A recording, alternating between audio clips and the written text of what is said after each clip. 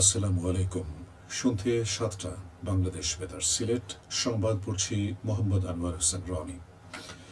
হিজরি ১৪৪৭ সালের ১২ই রবিউল আউয়াল আজ সিলেট সহ দেশ জুড়ে যথাযথ ধর্মীয় ভাব গাম্ভীর্যের মধ্য দিয়ে পালিত হচ্ছে পবিত্র ঈদে মিলাদুন্নবী সাল্লাল্লাহু আলাইহি ওয়াসাল্লাম।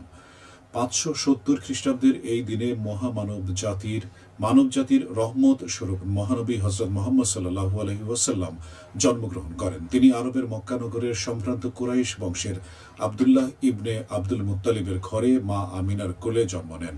প্রতি হিজরি বর্ষের তৃতীয় মাস রবিউল আউয়াল এর ১২ তারিখটি তাই মুসলমানদের ঘরে ঘরে নবী মুহাম্মদের জন্মক্ষণকে পবিত্র দিন হিসেবে পালন করা হয়।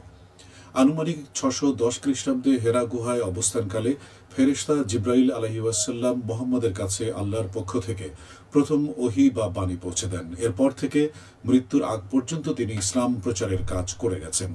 রিসালাতের দায়িত্ব পালন শেষে ৬৩২ খ্রিস্টাব্দের ঠিক একই তারিখে অর্থাৎ ১২ই রবিউল আউয়াল ৬৩ বছর বয়সে ইন্তেকাল করেন তিনি।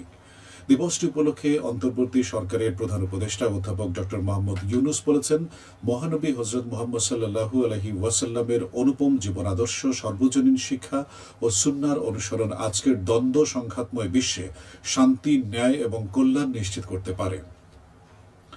বিশ্বের সর্বশ্রেষ্ঠ মহামানব, সর্বশেষ নবী ও রাসূল হযরত মুহাম্মদ সাল্লাল্লাহু আলাইহি ওয়াসাল্লামের জন্ম ও ওফাতের পবিত্র স্মৃতি বিজড়িত ঈদে মিলাদুন্নবী সাল্লাল্লাহু আলাইহি ওয়াসাল্লাম সারা বিশ্বের মুসলমানদের জন্য অত্যন্ত পবিত্র ও মহিমান্বিত দিন বলেও উল্লেখ করেন প্রধান উপদেষ্টা। পবিত্র ঈদে মিলাদুন্নবী সাল্লাল্লাহু আলাইহি ওয়াসাল্লাম উপলক্ষে আজ সকালে হযরত শাহজালাল রহমতুল্লাহি আলাইহির দরগাহ থেকে জশ্নে জুলুস বের করা হয়। দরগাহ থেকে জশ্নে জুলুসটি বের হয়ে নগরীর বিভিন্ন সড়ক প্রদক্ষিণ করে শহরতলির মইয়ার চরস্থ মাদ্রাসায়ে তৈয়বিয়া তাহিরিয়া হেলিমিয়া সুন্নিয়া মাদ্রাসা প্রাঙ্গণে গিয়ে শেষ হয়। এদিকে যথাযথ মর্যাদা ও ধর্মীয় ভাবগাম্ভীর্যের মধ্য দিয়ে পবিত্র ঈদে মিলাদুন্নবী সাল্লাল্লাহু আলাইহি ওয়াসাল্লাম পালিত হচ্ছে মৌলভীবাজার ও জৈন্তাপুরে।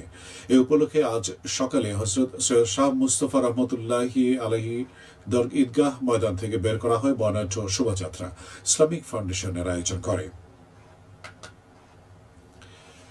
মৎস্য ও প্রাণী সম্পদ উপদেষ্টা ফরিদা আক্তার বলেছেন, সরকার দেশের মৎস্য সম্পদ ও জৈব বিচিত্র রক্ষায় দৃঢ় প্রতিজ্ঞ। তিনি আজ সুনামগঞ্জের তাহিরপুর উপজেলার ঢালা এলাকায় নদী পরিদর্শনকালে একথা বলেন। এ সময় জেলা প্রশাসনের নেতৃত্বে ভ্রাম্যমাণ আদালত পরিচালনা করে অবৈধভাবে মাছ আহরণের দায়ে ৫ জন জেলেকে আটক করা হয়। এ সময় উপস্থিত ছিলেন মৎস্য অধিদপ্তরের মহাপরিচালক ডক্টর মোহাম্মদ আব্দুর রউফ, মৎস্য ও প্রাণী সম্পদ মন্ত্রণালয়ের যুগ্ম সচিব শাহিনা ফেরদৌসী উপস্থিত ছিলেন।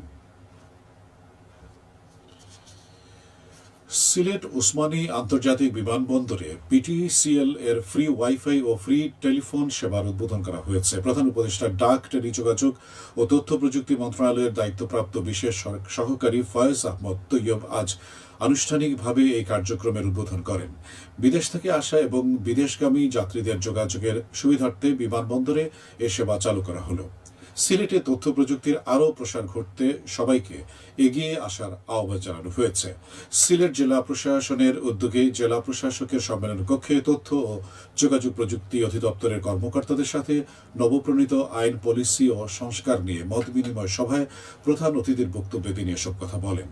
জেলা প্রশাসক মোহাম্মদ সরওয়ার আলমের সভাপতিত্বে মত বিনিময় সভায় বিশেষ অতিথি হিসেবে উপস্থিত ছিলেন ডাক ও টেলিযোগাযোগ বিভাগের সচিব আব্দুল নাসের খান।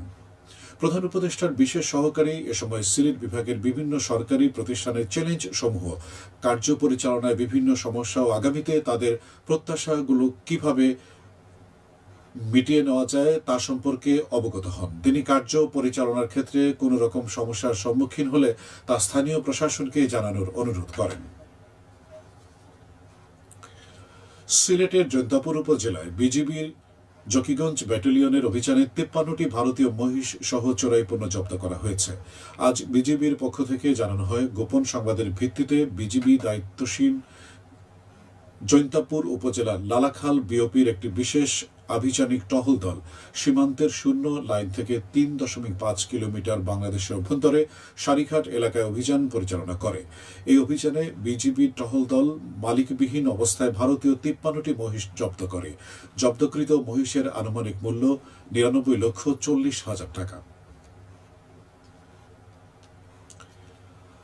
এবারে শুনুন কৃষি সংবাদ। কৃষি সম্প্রসারণ অধিদপ্তর জানায়, চলতি মৌসুমে জেলার ৬০টি উপজেলায় ৩০০ কিন্তু স্বল্প খরচে অধিক লাভজনক, বাজার মূল্য বেশি এবং আবহাওয়া অনুকূলে থাকায় কৃষকরা আগ্রহী হয়ে লক্ষ্যমাত্রার চেয়ে ১৬১ হেক্টর বেশি জমিতে হলুদ চাষাবাদ করেছেন। এই পরিমাণ জমি থেকে ১,৭২৮ মেট্রিক টন হলুদ উৎপাদিত হবে বলে আশা করা হচ্ছে। সবশেষে আবহাওয়া। রাত ১টা পর্যন্ত পূর্বাভাসে বলা হয়েছে সিলেট সহ পার্শ্ববর্তী এলাকার জন্য কোনো সতর্কবাণী নেই এবং কোনো সংকেত দেখাতে হবে না। আজ সিলেটের সর্বোচ্চ তাপমাত্রা ছিল ৩৪ ডিগ্রি এবং সর্বনিম্ন ২৩.৫ ডিগ্রি সেলসিয়াস। বাতাসে আর্দ্রতা ছিল সকালে ৮৪ এবং সন্ধ্যায় ৭৪%।